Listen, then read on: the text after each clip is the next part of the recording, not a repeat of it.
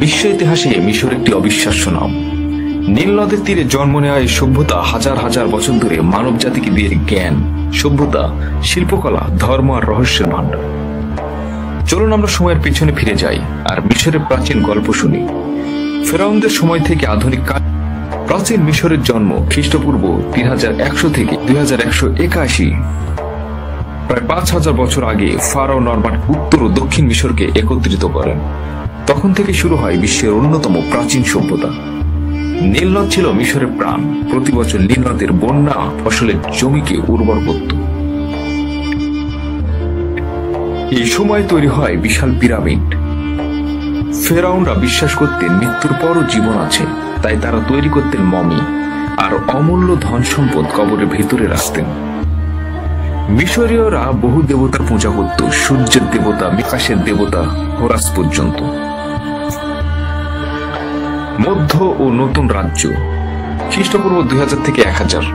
এরপরে আসে মিশরের সোনালী যুগ। নারী ফারাও হাটশেপসুত ছিলেন সাহসী ও শক্তিশালী শাসক। তরুণ রাজা তুতেনখামুন আর যুদ্ধবীর রামেসিস মিশরকে শক্তিশালী সাম্রাজ্য বানিয়েছিলেন। এই সময় তৈরি হয় কর্নাক ও লুক্সের মন্দির আর ভ্যালি অব দ্য কিংস, যেখানে রাজাদের সমাধি তৈরি করা হতো। মিশর তখন শুধু কৃষি নয়, শিল্পকলা, বাণিজ্য ও বিজ্ঞান দিক থেকে শীর্ষ ছিল।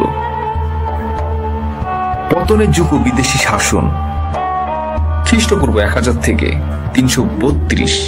ফেরাউনদের শক্তি কমতে থাকে, বিদেশিরা একের পর এক আক্রমণ করে। অবশেষে খ্রিস্টপূর্ব 332 সালে আলেকজান্ডার দ্য গ্রেট মিশর দখল করেন। এরপরে আসে গ্রিক শাসক। এই সময়ে বিখ্যাত নাম ক্লিওপেট্রা, শেষ স্বাধীন মিশর শাসক। আরব শাসন শুরু হয় 641 থেকে 1517 সাল পর্যন্ত। 641 খ্রিস্টাব্দে আরবরা মিশর দখল করে, পরে নতুন রাজধানী কায়রো।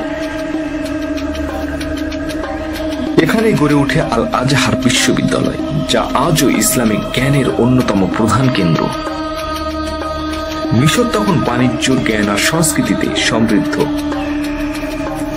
অটোমান ও ইউরোপীয় প্রভাব 1517 থেকে 1952। 1517 সালে মিশর অটোমান সাম্রাজ্যের অংশ হয়। 1798 সালে নেপোলিয়ন বোনাপার্ট মিশরে আসেন। 1805 সালে মোহাম্মদ আলী পাশা আধুনিক মিশরে ভিত্তি করেন। 1869 সালে খোলা হয় সুয়েজ খাল, যা ইউরোপ ও এশিয়ার বাণিজ্যের প্রধান পথ। 1882 সালে ব্রিটিশরা মিশর দখল করে। আধুনিক মিশর 1952 থেকে আজ পর্যন্ত।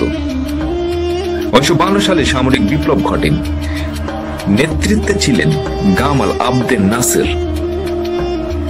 তিনি সুয়েজ খাল জাতীয়করণ করেন। পরে মিশর ইসরায়েলের সাথে শান্তি চুক্তি করে, যা ঐতিহাসিক ঘটনা। আজ কায়রো মধ্যপ্রাচ্যের সবচেয়ে বড় শহরগুলোর একটি। কার্নাক ও লুক্সের মন্দির আর ভ্যালি অব দ্য কিংস, যেখানে রাজাদের সমাধি তৈরি করা হতো।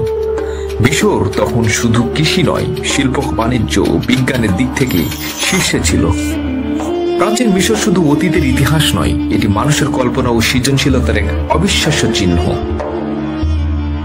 আজও আমরা তাদের স্থাপত্য, বিজ্ঞান, ধর্ম আর সংস্কৃতি থেকে শিখি। মিশরের গল্প আমাদের শেখায় মানুষের কতটা দূর পর্যন্ত নিজের সৃজনশীলতা ও কল্পনায় পৌঁছাতে পারে।